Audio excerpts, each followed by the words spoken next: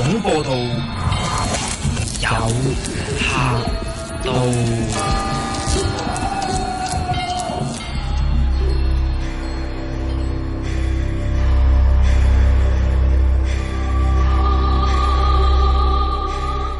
你好啊，簡師傅。你好，大家好。你好。想問你一個問題啦，就係咧，我哋就早幾個禮拜都有講過一個類似嘅故事嘅，就係講話可能即係有啲一啲 BB 啊，即係可能佢或者好細個就已經夭折咗咁先算啦。咁可能一路屋企都唔知道，或者佢冇一個習俗啊，或者一個信仰啦，就冇乜做到啲儀式咁樣啦。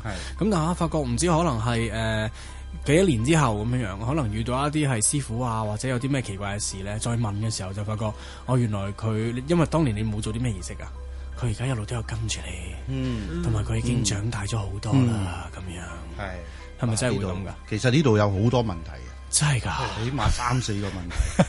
好，我哋攤上去做3-4。第一個問題咧，我先答第一個問題先，我哋今集。第一個要點是什麼咧？係啦，第一個係咩咧？第一個問題咧就係話，唔係因為你做咗咩儀式而佢係留喺你身邊，其實你所講嗰啲咧係即係其實係英靈。咁點解佢會留低喺你身邊咧？你一定要知道呢個好重要嘅原理先。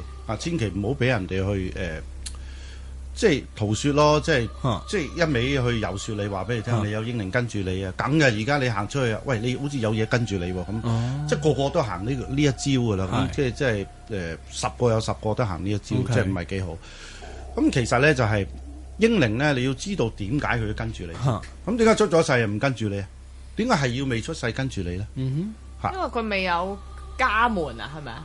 係啦，嗱，我諗係我曾經提過，或者係你嘅智慧，即係開始開。應該係你曾經講過咁樣喺鬼世界嗰度。咁點解咧？係啦，冇錯啦，因為咧，我哋嘅鬼世界裏邊都有我哋嘅祖先族群嘅。咁我哋啲靈魂如果過身咧，咁都會去返自己嘅祖先族群。我諗大家都會睇過好多電影啊，或者聽過好多親人講，響醫院咧成日都見到阿太公啊咩啦。咁其實咧就係話，如果當佢真係差唔多時間嗰時咧，佢嗰啲咧太公就會真係會帶佢翻去佢哋個族群度。好啦，咁但係如果你係譬如係非法墮胎嗰啲啦，咁或者係流產嗰啲啦，即係小產啊嗰啲咁，即係唔想嘅。咁但係個 BB 未出世。未出世咧，係唔會有祖先群咧去帶走嘅。咁佢一定掹住你嘅，因為佢冇掟去啊嘛。佢出咗世，佢先係有名分啊嘛。佢都未出世，點會有名分咧？好啦，咁但係我哋一定要假定佢幾多個月先會有靈魂先。咁你唔好話一懷孕佢都未大有靈魂啊，咁佢邊度揾個靈魂出嚟咧？咁我哋原來係假定佢咧。係起碼有5個月，咁你咧就會有個靈魂喺度啦。好啦，咁即係個問題就係佢會唔會大咧？響實質嘅情況咧，佢係會大嘅。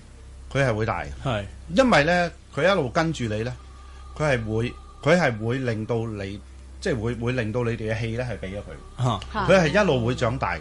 如果你哋喺屋企更加俾個位供奉佢咧，佢一路儲佢嘅氣咧，佢係一種氣嚟啫嘛，佢真係會大。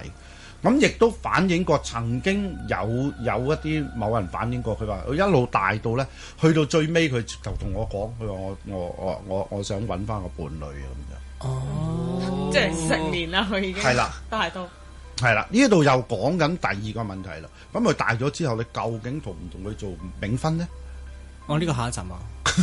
但係如果咁講，如果唔係講緊英靈嘅，係總之可能喺某一個年歲佢走咗嘅人，咁如果佢個靈魂仲留喺度，咁佢又會唔會繼續老落去啊？所以頭先咧就係講咗啦，唔係話做唔做咩意思。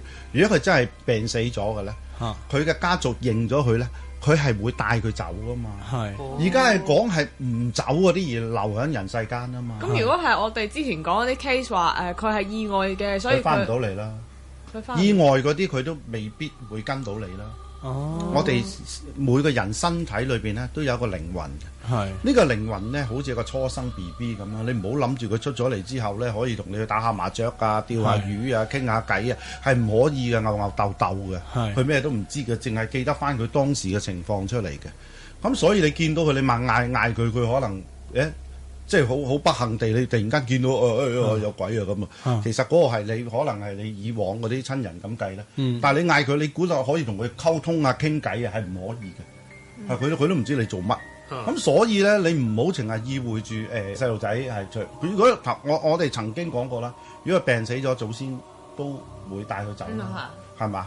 咁如果佢係意外死，佢亦都翻唔到你身邊咯。咁你亦都會做一啲儀式送佢走咯。但係佢會唔會令到你，即係佢跟住咧？有啲人話相信佢會係可能會令到你家宅不寧啊，定係點樣嗰啲？會唔會有呢啲嘢？其實我哋唔會假定有呢個問題嘅。點解咧？因為始終佢已經出咗世咧，都係你嗰啲人嚟嘅。係你以呢個本身就係你祖先族群落到嚟都係你一家人嘅人嚟。佢會唔會即係明門暗戰咁樣樣係咪先？即係佢哋可能會爭風呷醋咧，唔先啊？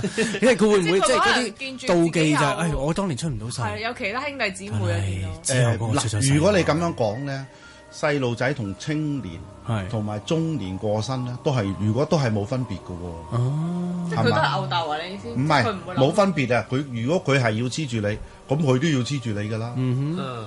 係嘛？冇分別㗎。咁佢都係唔捨得㗎啦。咁就算佢去到中年，佢過咗身，佢都係唔捨得㗎啦。30幾歲係嘛？咁如果你真係結咗婚有伴侶，咁佢太太咪好慘？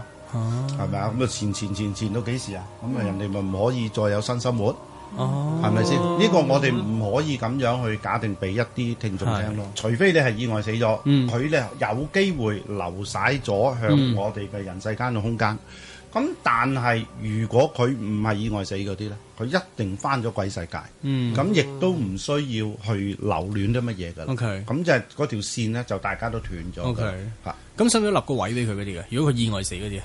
即係使唔使都要？唔需要嘅，唔需要。嗱，呢度又另外兩個問題啦。我哋快速答埋呢個問題咁樣。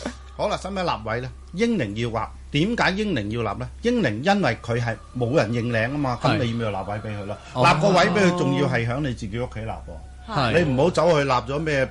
佢俾個骨灰龕位㗎，我揾人去裝咩？一定，因為佢跟住你㗎嘛。係咪啊？即係好似。即係喺屋企有個位俾佢咁啦，呢個係你嘅屋。好啦，咁第二個問題就係，如果佢係唔係英靈嘅，佢過咗身嘅，根本佢就跟咗祖先個族群，或者係喺屋企個祖先位啦。咁佢又點？就唔使獨立一個位。唔需要噶啦。原來係咁，OK。咁所以嗱，你自己聽下嗱，呢一個嘅見解就即係俾你多個 reference 啦，起碼聽嘅時候咁樣嚇，即係佢未必係嚟害你嘅咁樣。你應該溫情啲諗啦，係其實都係一家人嚟嘅。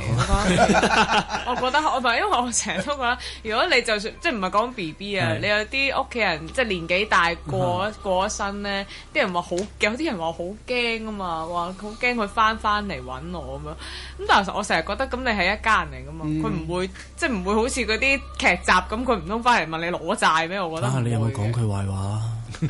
你有冇推佢一把咯？好難講㗎。